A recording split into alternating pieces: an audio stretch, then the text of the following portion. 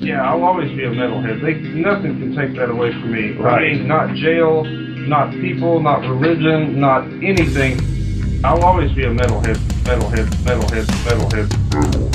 Metalhead leaves you all right.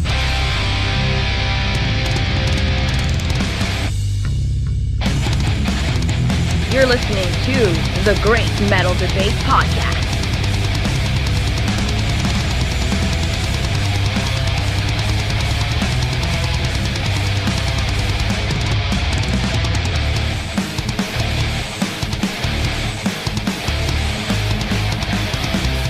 Welcome back, metalheads, to a brand new metal album review on the Great Metal Debate Podcast.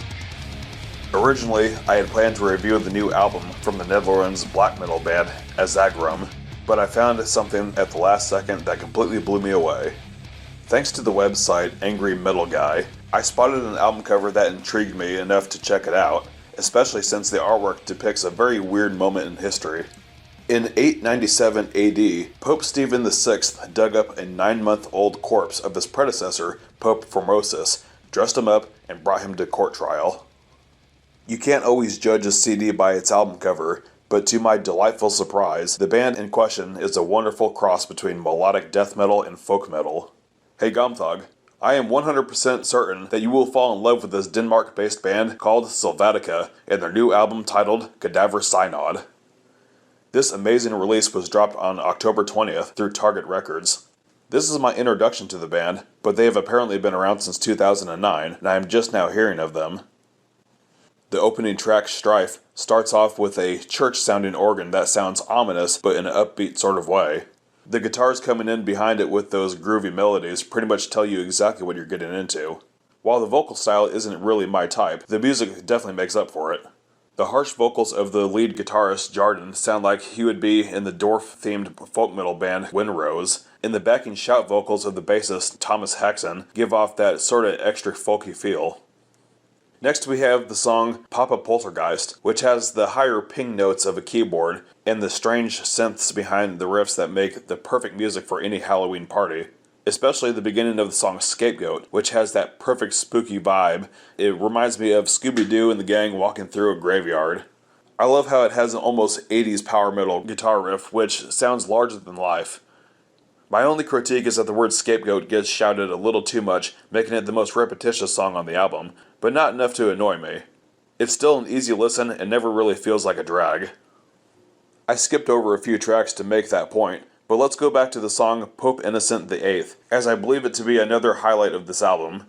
The very audible keyboards used throughout this album isn't credited by the Metal Archives, my main source of information, so I don't know who exactly to praise. However, I will say that it's my favorite part of this gorgeous album. Then we have the track titled Song of the Leper, which is a beautiful folk metal song complete with a full choir.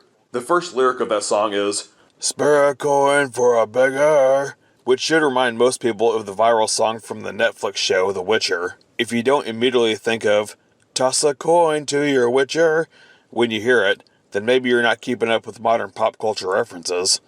The album concludes with an acoustic version of the song, and I can't decide which one I enjoy more. But let's not forget the song before the bonus track. In the Eyes of God has a lot of power metal influence musically, but the vocals have more of that melodic death metal tone that I more than approve of. That acoustic part before the final guitar solo was very pleasing to my ears. Again, this band was a very pleasant surprise, and I'm glad I stumbled upon them.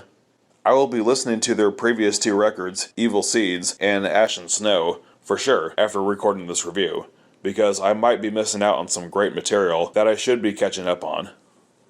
I'm going to be spinning this one a few more times by the end of the year, but for now, I will give this one a nice 8.5 out of 10.